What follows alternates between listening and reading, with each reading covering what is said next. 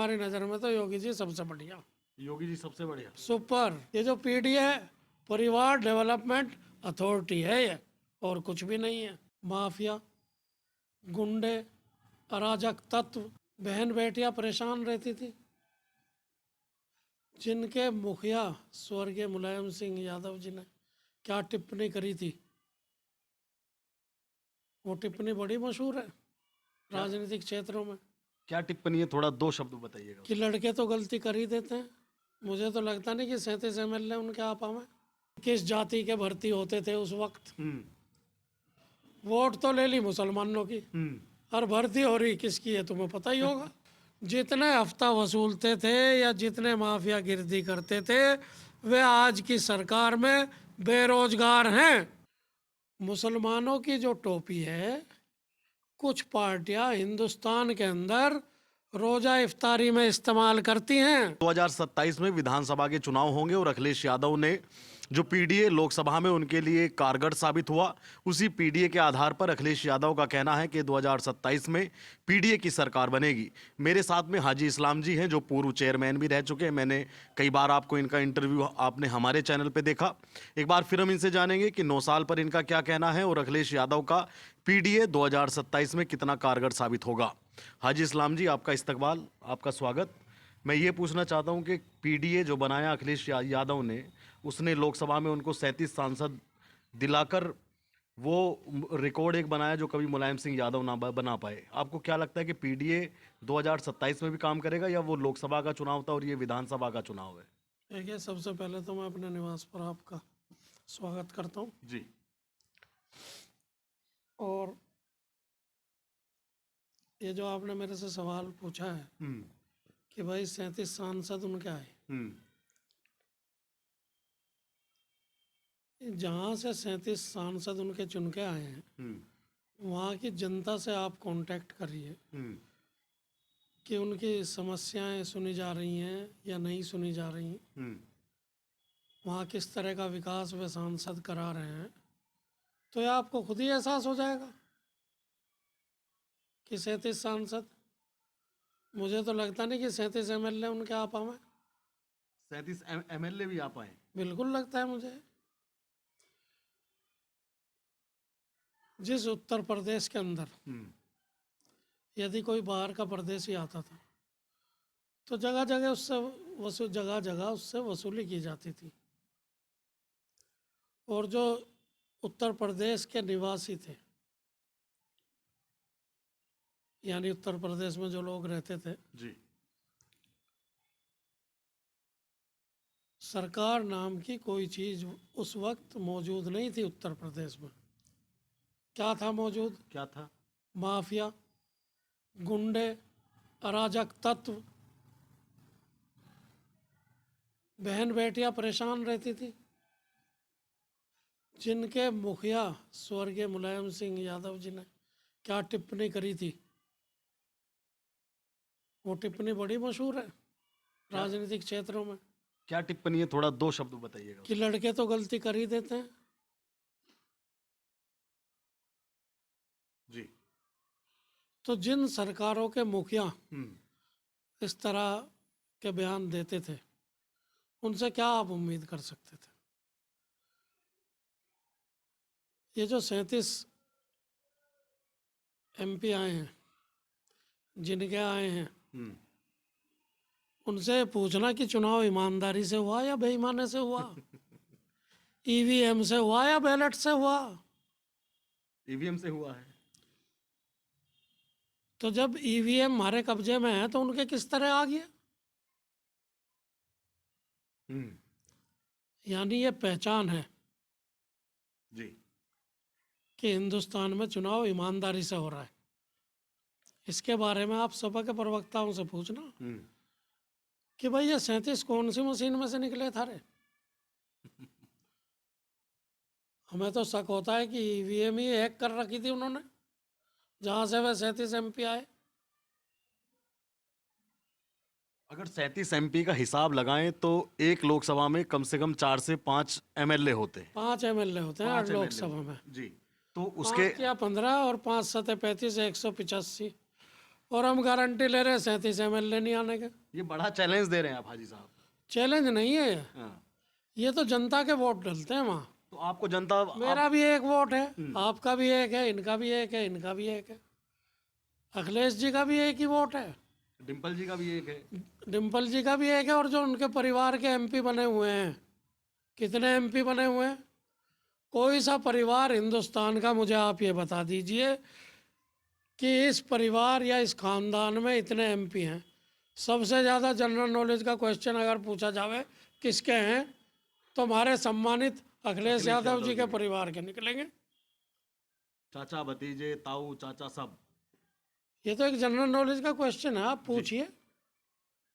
मैं तो बल्कि कहना चाहता हूँ इस तरह का क्वेश्चन होना चाहिए कि किसके परिवार में सबसे ज़्यादा MP है, MP है।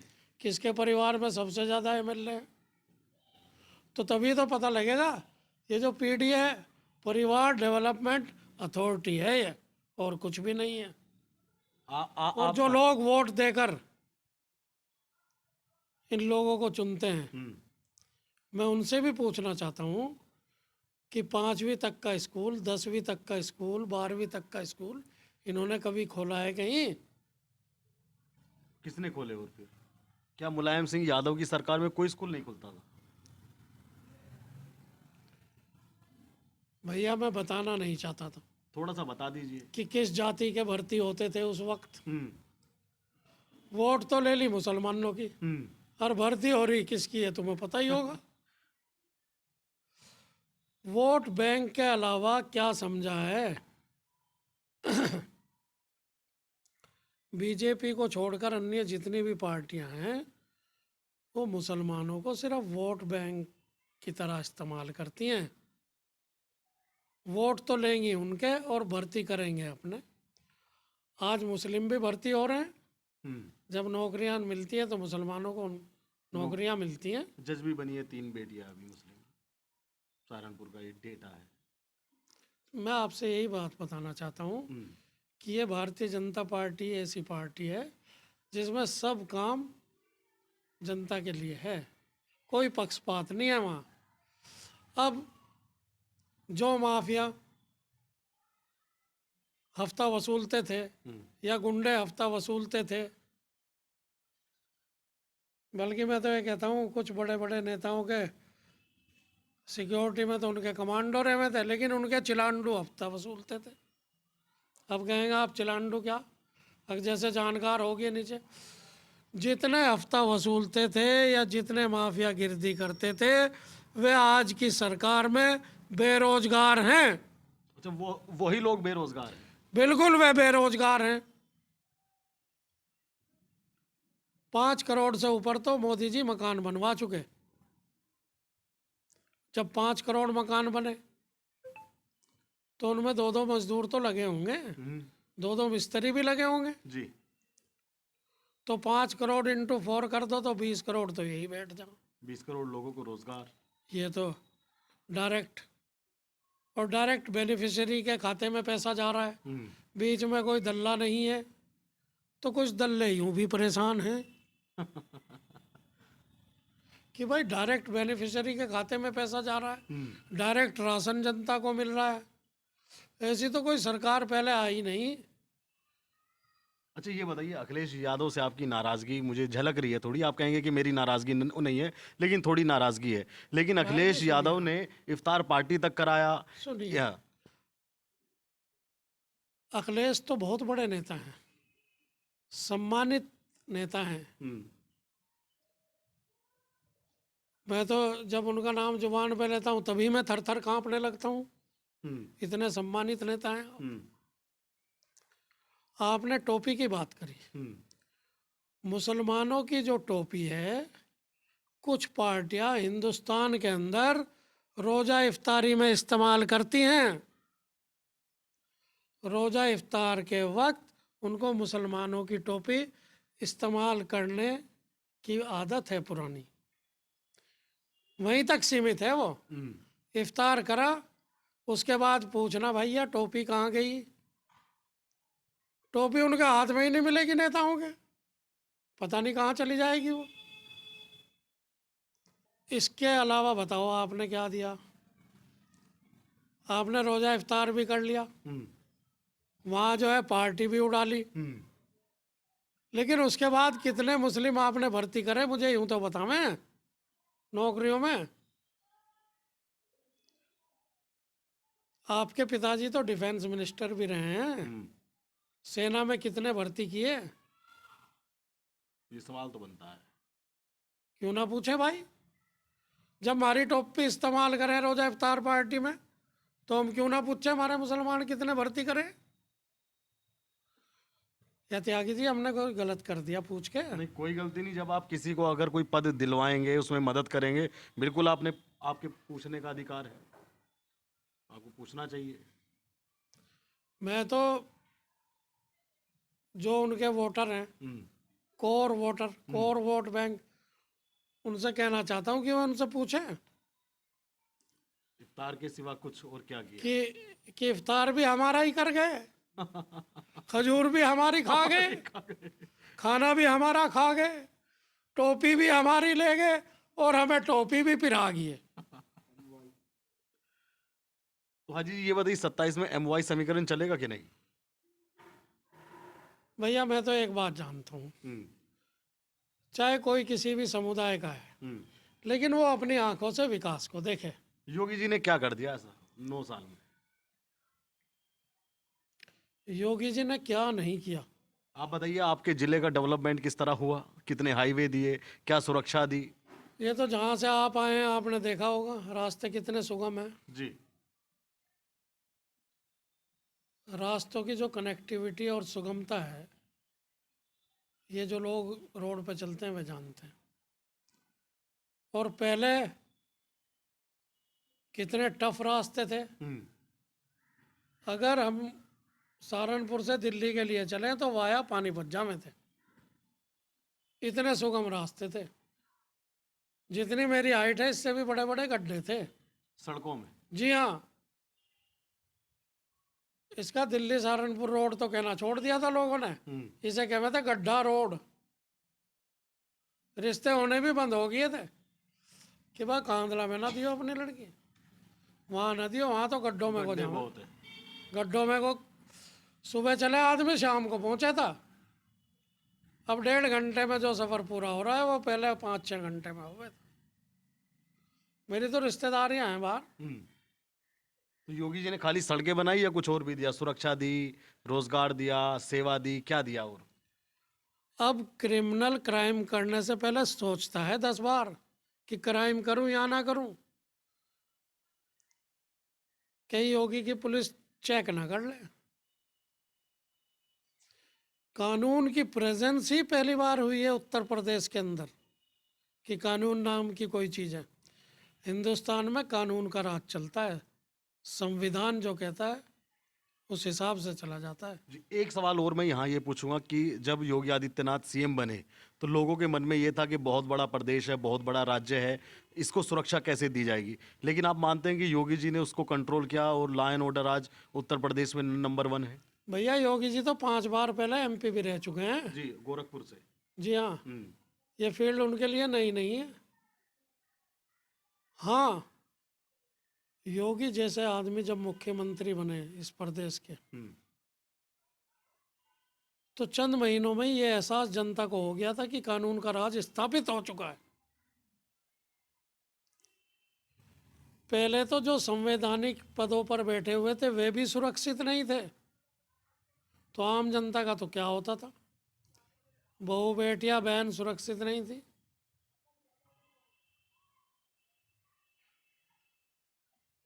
तो क्या लगता है अब आपको 27 में, जैसे अब 27 का चुनाव आने वाला है, अखिलेश यादव अभी कॉन्फिडेंस में क्योंकि उनके सांसद आए, ये पिक्चर बदल जाएगी 2027 में पूरी तरीके से विधानसभा में? ये मेरे बराबर में ही जो है 4 मकान मोदी जी की योजना से बन रहे हैं जी, मेरे बराबर में। एक सामने बन रहा है, एक सामने बन रहा है। एक बड़े परिवार के गेट के अंदर 4 मकान बन रहे हैं, तो मकान बनने का स्ट्राइक रेट तो 200% हो गया। अब लोगों बागों के पता नहीं कैसे मुंह है, इसी मुंह से राशन खाते हैं उनके बनाए हुए मकान में रहते हैं, शौचालय में जाते हैं उसी में। शौचालय में भी जाते हैं, हाँ। और फिर पता नहीं क्या क्या कहते हैं। भैया इतनी जल्दी जुबान तो नहीं फिसलनी चाहिए। आपने मुझे कुछ दिया जी तो मेरा फर्ज ये बनता है कि मैं समय पे आपकी भी मदद करूं। जी जब आपकी बारी आई तो मैं इधर को मुंह कर लेता हूँ, और जब आपसे लेने की बारी आई तो Tyagi ji, how are you. तो 27 में क्या लगता है हाजी जी आपको, अखिलेश योगी अपना हैट्रिक चांस करेंगे पूरा?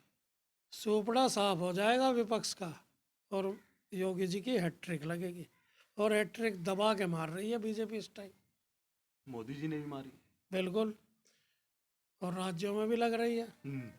जैसे बिहार में सुपड़ा साफ हुआ है, ऐसे इंशाल्लाह यूपी में भी सुपड़ा साफ हो जाएगा, क्या बात कह रहे सब विपक्ष का। हैं? अरे राहुल गांधी और अखिलेश जब एक साथ मिलेंगे। हाथ कंगन को हार सिक्या और पढ़े लिखे को फारसी क्या। पहले भी मिले हैं बहुत बार, मिले हैं पहले भी मिले हैं तो ये कैसे मिलते हैं, इनके दिलों में कितनी कालस है, ये आप जानते होंगे। आपको नहीं लगता कि मतलब जो ये लोग हैं अभी इनका कुछ वो चले? भैया अखिलेश की वोट एक ही है, राहुल की भी एक ही है, सबकी एक एक है। जनता जिसे वोट देगी वो जीतेंगे, और हमारी नज़र में तो योगी जी सबसे बढ़िया, योगी जी सबसे बढ़िया। सुपर। कह रहे हैं खराब राज किया है मोदी ने और योगी ने। बस बता देंगे, आपके चुनाव में बता देगी जनता। आप कह रहे हैं कि राहुल गांधी का और अखिलेश यादव का साथ कुछ नहीं कर पाएगा, लेकिन आपने देखा कि लोकसभा में मोदी को बहुमत से तो रोक दिया ना। मोदी जी प्रधानमंत्री हैं, प्रधानमंत्री बेशक है, तो कैसे बन गए भैया, लेकिन आप ही जवाब देते मुझे। लेकिन मिली जुली सरकार तो बनी है ना उनकी। मिली जुली सरकार तो है ना मोदी जी की। अंतरात्मा की सबकी आवाज जो है वो मोदी जी के साथ, मोदी जी के साथ, बिल्कुल योगी जी के साथ, योगी जी के साथ। बिल्कुल। ये बुलडोजर एक्शन से आपको कोई आपत्ति नहीं? बुलडोजर तो अवैध पे चलता है, और चलता रहना चाहिए हमेशा, वैध पे नहीं चलना चाहिए। ना वैध पे चल रहा, कहीं वैध पे कहाँ चल रहा है, कहीं चल रहा हो तो मुझे बताओ आप। तो 2027 में योगी जी आप मानते हैं कि हैट्रिक चांस पूरा करके फिर से यहाँ कानून स्थापित होने जा रहा है? बिल्कुल होगा। जो लोग थोड़ा अभी हवा में उड़ रहे हैं वो सोच रहे हैं कि 27 में बदल जाएगा, थोड़ी थोड़ी अभी शरारत करना शुरू कर रहे हैं कुछ लोग। देखिए शरारती तत्व अपने आप चैन से बैठ जाएंगे। ये जो इधर उधर जो घटनाएं हो रही हैं, ये उनके कीटाणु जाग रहे हैं। जी 26 आ चुका ना अब। हाँ, कीटाणु जाग रहे हैं कि बदनाम कर दो, लेकिन जनता सब जानती है कि किसका राज सबसे अच्छा है। कानून का राज ही अब है, और हमेशा कानून का राज ही रहेगा। चलिए ठीक। तो ये थे हाजी इस्लाम, जिनकी बातें आपने सुनी। आप भी वीडियो पे ज़रूर अपनी राय रखिएगा। धन्यवाद।